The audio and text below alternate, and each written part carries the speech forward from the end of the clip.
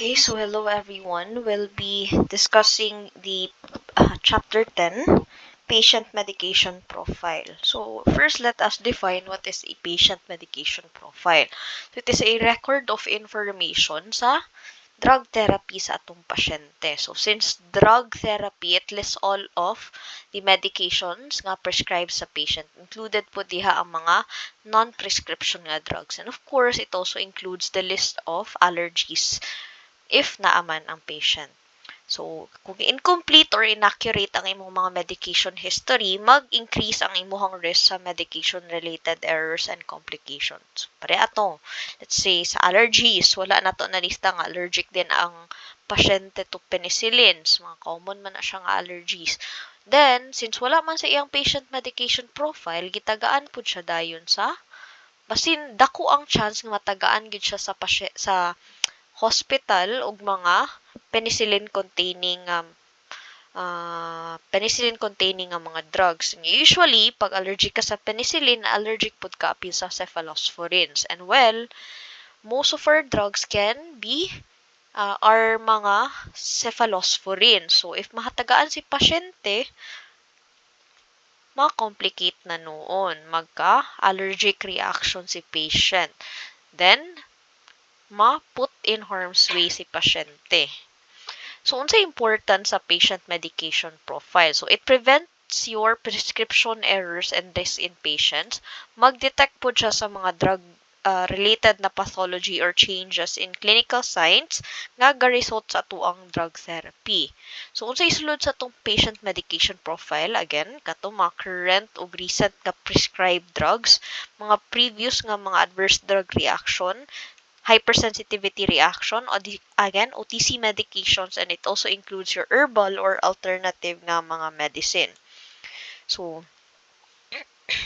your pharmacist, kay mga maayo na sila at taking your accurate nga medication history.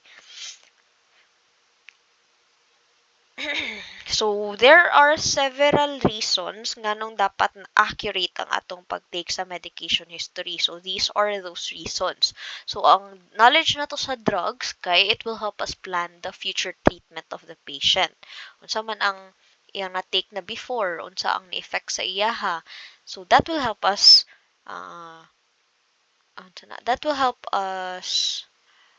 choose unsa ang nice nga treatment plan for the patient.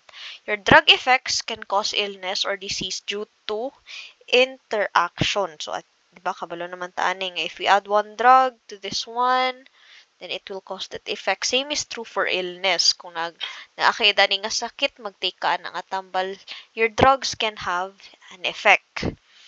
Your drugs can also mask clinical signs. So, for example, patient ka nga na hemorrhage, nga nag-take og beta antagonist, so maka-prevent na siya og tachycardia. So dili na noon nato ma-accurately determine ang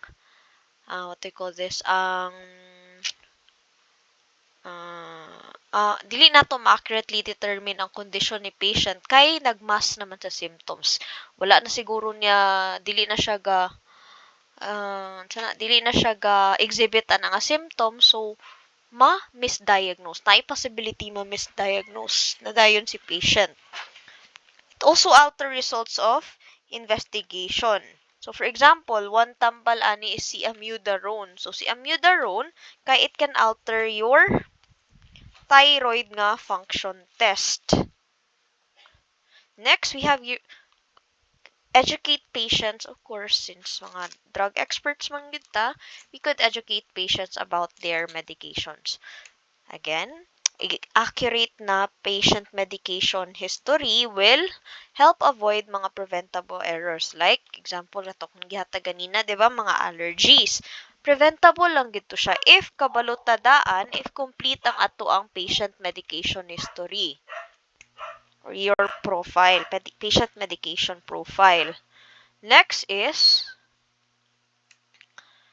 unsa ang benefits sa patient medication profile? So, we have sa patient na side, Again, that's reduce ang risk sa medication error.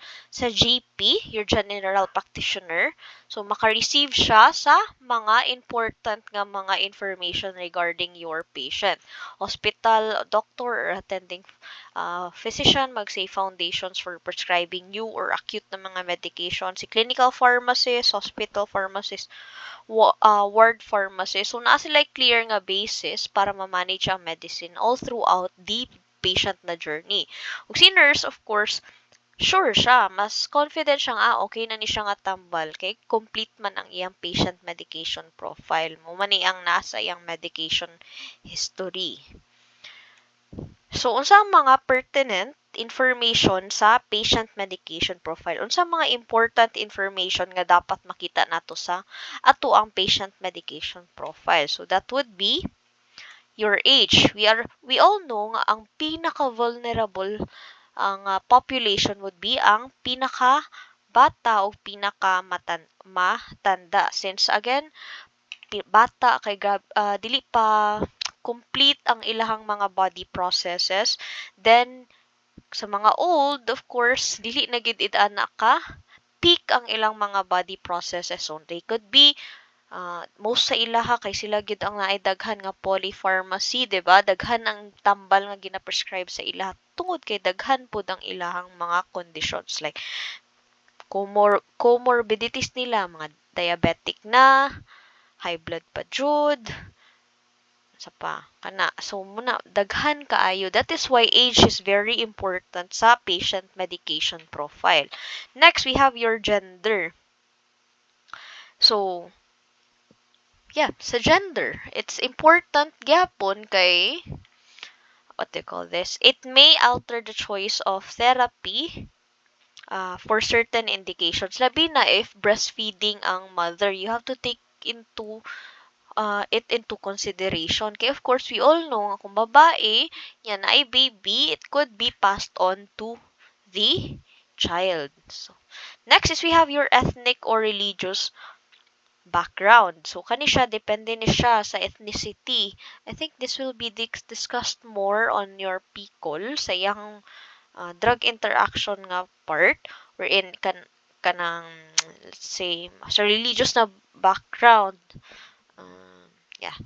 Di ba namatay sa ethnic, let's say mga, di ba namatay mga ginatawag nga fast acetylators, low acetylators, and that could alter the effect of the drug sa imong body. So it could be if too small ra kayo ang dose, then dili siya mo effect, or big kaayo ang dose, then dili siya dali ma-excrete or ma-eliminate throughout the body. Depende sa imong acetylating nga capability. Again, that is based on your ethnic nga background. Then for religious background, we all know nga naay mga certain nga mga religion nga dili mo dawat og blood. Dili mo bitong sa what do we call this, kanang sa blood nga na maghatag og dugo, dili sila mosugot nga mo-receive og dugo. So you have to take those into consideration. We also have your social history. So unsa ba? Galive ba siya alone? Na ba sa care home? Available ba ang nursing, social, or informal na mga careers? Allergies, immunization status, kung kuan ba siya, na ba siya flu nga shot, tetanus shot, naka-COVID vaccine ba siya. So, you have to take those into consideration. Unsa pod ang mga current medication ni patient. So, tanan mga maintenance medication o katong mga non-prescription nga medication, si OTC medications, mga over-the-counter medication. So, any medications nga iyang gigamit sa una pero giiyan ang yundangan. How the patient manages their medicines at home. Then, unsa din siya si medication history interviews. It is a conversation with a purpose. So, since conversation, it will require interpersonal skills. But remember nga, imong primary goal is to improve the well-being of the patient. Kano man gani nga atong gusto ko ng whole medication medication history sa patient. Kaya of course, para reduce ang risk sa mga preventable na mga errors. So again, the purpose is to establish a trusting and supportive nga relationship. Okay, of course, dili gid na mo hand over og information si patient if wala siya nagtrust sa imuha. Mingon lugar, di ba, mo gid na siyang usual actually pud na problem sa mga doctors kay dili magsaba si pasyente unsa gid ang iyang gakahitabo sa iyahang naginom na siya og lain-lain nga tambal para lang maayo ang iyahang sakit pero wala siya nagsaba nga ginom to niya. So again, another purpose is mag-gather ta og information and to offer information to the patient, especially if in the realm na siya sa drug nga education. So, gather information on the several aspects of drug use para ma-improve ang overall na patient care. Essential communication skills for a medication history interview. So, your communication skills, muna siyang mag-link sa expertise sa pharmacist when it comes to your drugs and his or her contribution in providing excellent patient-centered care. Kay you can be the brightest person pero dili ka kabalo mo storya with your patient, then useless ra gyapon na kay dili nimo ma-convey ang whatever needed information nga ihatag nimo sa pasyente. So, yeah, you have to be very dapat dipandaan mo na sa mga kanang kanang hiring nga job nga with pleasing personality. Actually, personality can also be one of the reason nga nung makakonect ka with your patient. So, napayuban nga, naiuban nga very skillful, maayo kaayo, natural na sa ilaha ang mag-communicate with patients. While others, of course, galisudan slight, and that could be because of different reasons, like your personality, introverted yun ka, dili kaayo ka maayo makigstorya with others. That's one reason. Your comfort level, dili ka comfortable with other people or dili ka comfortable na nga patient, well, that could affect your communication skills. Lastly, your confidence, dili ka sure sa imong iingon, dili ka sure nga kani nga tambal ba, sakto ba nimong gipang storya, that could affect your communication skills. So, muna siya ang mga essential communication skills for a medication history interview. So, we have your formal form of address. So, we could use sa patient's title and last name, like good morning, Mr. Gerald. Then we have your rapport. So, use your active listening skills. So, important gid kaayo si listening when taking your medication history interview. Active listening or emphatic responding. So, you reflect on the patient's feelings or identify a patient's underlying message. You have your open-ended questioning. Diba, mga questions nga sila gid ang mo-explain. Then we have your closed-ended questioning. So, muna siya mag-answerable by yes or no. So, we have your transition, verbally closing of one subject and introducing a new one. Allows the patient to make a mental transition. Ani. So, manataog storya about your prescription medication. Now, let's talk about your non-prescription nga mga medications nga imong gipang take. You have your verbal following. So, it's a technique para ma-elaborate ang subject without asking more questions. I-repeat lang to nimo kung unsa ang giingon ni patient. For example, dizzying spells kana possibly giingon na daan ni patient, imo lang gi-repeat. Avoidance of leading questions. So, kani siya, what are leading questions? Murag answer na siya in itself. For example, like, you don't smoke, do you?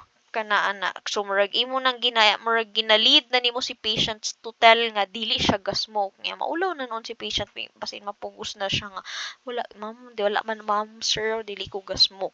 So, you have to reword your question. So, more safe way of questioning them para dili sila ma-pressure to say yes or no. Do you use any tobacco products? So, it's more of a neutral na nga tone. Next, we have your avoidance of why questions. So, Your why questions causes sometimes your patients to be defensive. So, for example, why were you taking the medicine in the morning? So, ma-defensive na sila ana possible mislang sa day sayo plito kong gibuhat. So, you have to reword again your question. You have to say for what reason were you taking the medicine in the morning? So, that's how you reword. Timing warn a patient the series of questions that is nga sunod-sunod ang imong questioning. Next, clarify conflicting information. So, if inconsistent ang imong information nga nag-give, you have to accept the blame.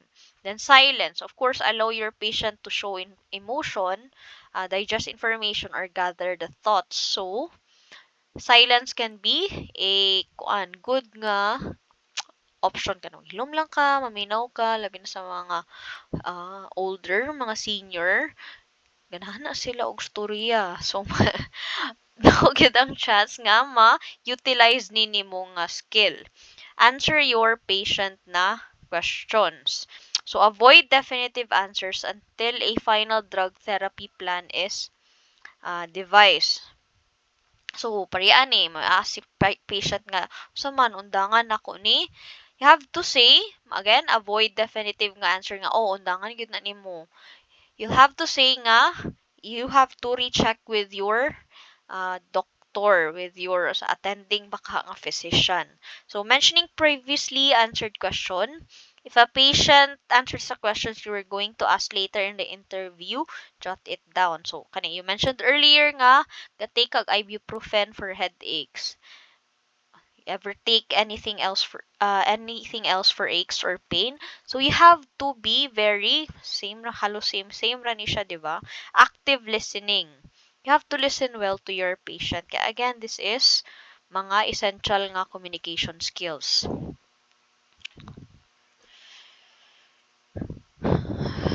Okay.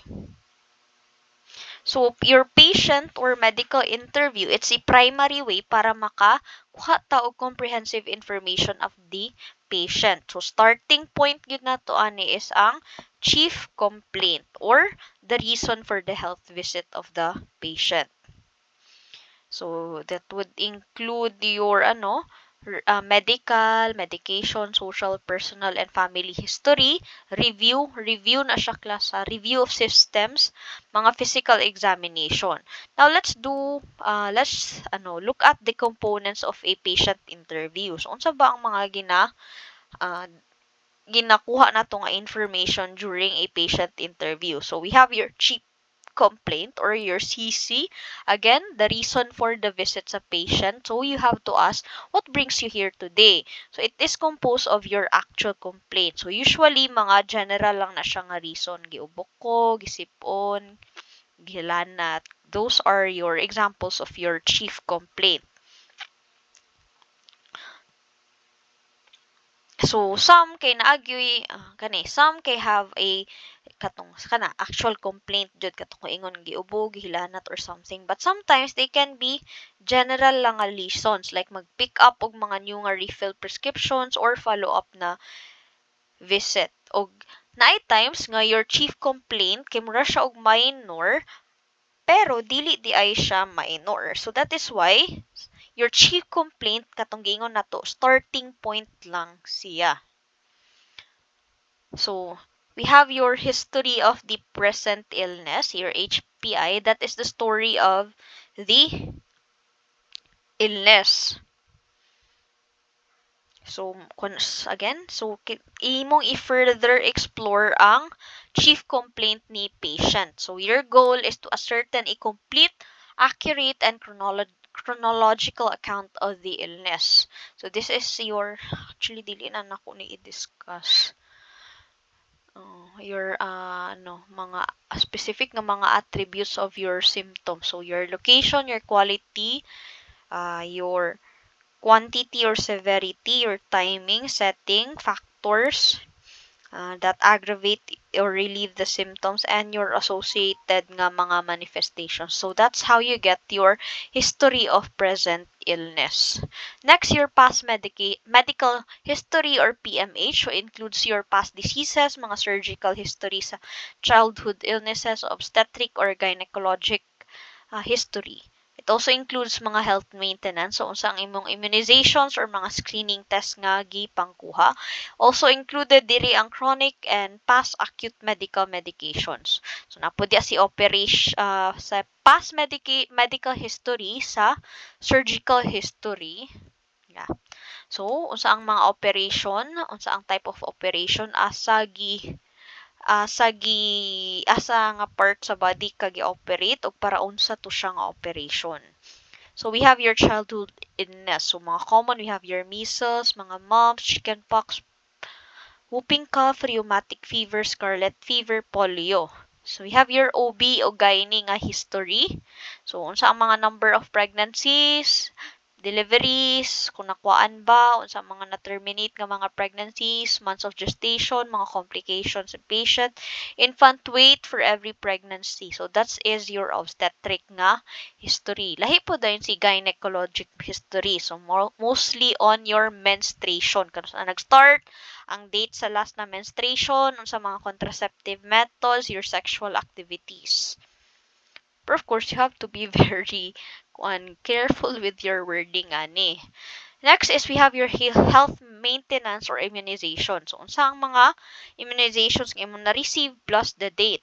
Then we have your family history, health information sa patient's immediate relatives. So, di ba, we all know nga your diseases have a genetic component which determines nga potential risk factors. For example, di ba, hemophilia. If hemophilic ang isa ka ang isa ka parent, dako po ang chance nga ang iyahang anak kay hemophilic. Kung ang sa ilang family kay naagi prone na ay isa nga naagi sila risk of hypertension, dako po ang chance nga the following generations naagi apoy risk of hypertension. So that is why very important si family history. So we'll have a look sa mga possible risk nga pwede makuha sa atong patients due to their shared genetics nila sa family. Then we also have your personal and social history. So we learn about the patient's life, mga health behaviors, and personal nga choices. So when you say social history, unsa mga past and present use sa tobacco, alcohol, ug if ever mga illicit nga substances. So, personal history. So, apil diha ang atong educational level, composition sa family, origin, and current na household, mga personal interests, mga lifestyle nga info, sa dietary habits, caffeine intake. Oh my goodness. Kapit na. Your exercise habit, assessment of your ADL or your activities of daily living. That's your ADL. Next is we have your review of systems, or ROS. So it's a systematic head-to-toe evaluation sa presence or absence of symptoms. We have your physical examination, PE. So i-measure ang mga vital signs. Kung nataan si height, si weight, temp, BP, si pulse. We also have your observation, inspection, and your palpation.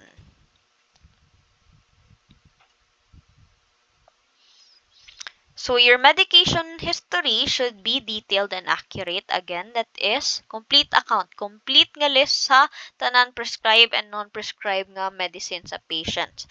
Again, allergies, mga adherence to pharmacologic and non-pharmacologic nga mga treatments, social drug use, probable self-medication with complementary and alternative nga medicine.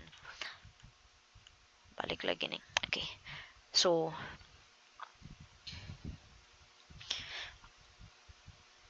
okay. So, your, magsayo pa nga akong nasulat diri class. Components of a patient medication profile or medication history. So, kaning process sa pagkuha og pag interview sa patient, para makuha ang patient na medication history, it consists of 3 parts actually. So una si introduction, then of course katong taking the medication history proper, and of course your closing. So muna siya ang 3 nga parts. So first, of course, introduction, i-introduce nimo ang imong self, ang imong name and title, confirm the patient's identity. Ikaw ba si Juan de la Cruz, sir? Okay, sakto. Kanay sakto atong gina-interview. So, i-describe ang purpose sa medication history and obtain permission to collect information. Then, dito na tayo sa taking the medication history. So, we take the medication name. Unsa ba ang mga name sa medication? Unsa mga, so, imong sir, unsa day, ma'am, sir, unsa ang mga imong ginapang take nga, mga medication? Any prescribed sa tanan ni madumduman, sir, mga any prescribed or non-prescribed mga OTC nga medication. So, of course, imo i-determine kung unsa man nga mga drugs, extended release ba, long-acting, sustained release, immediate release, or kung unsa ba, branded ba or generic bang ginatake sa patient. We also determine ang strength and dose. Unsa day ang dose sa medication nga imong ginatake, ma'am, sir? Okay. So, imong gitake di ay kay losartan 50 mg. You have to note it. Next is ang frequency. So, how often do you take this medication, ma'am, sir? Okay. So, naay uban, di ba? Why do we have to ask this? Kinay uban to check nga sakto ba ang frequency sa pag-take ni patient. Kinay uban patient nga ma-confuse nga ay once a day ready ay ni siya. Ang ako man kong nakuanan kay twice a day na wala na, overdose na si patient. So that's why you have to ask si frequency. Then we have your timing. Kanus aday nimo ginatake ang medication, ma'am, sir? So kung medication ba kay ga-require og dosing at multiple times during the day, imo na siyang ascertain nga kani siya ginatake niya during morning, kani siya ginatake niya during lang gabi.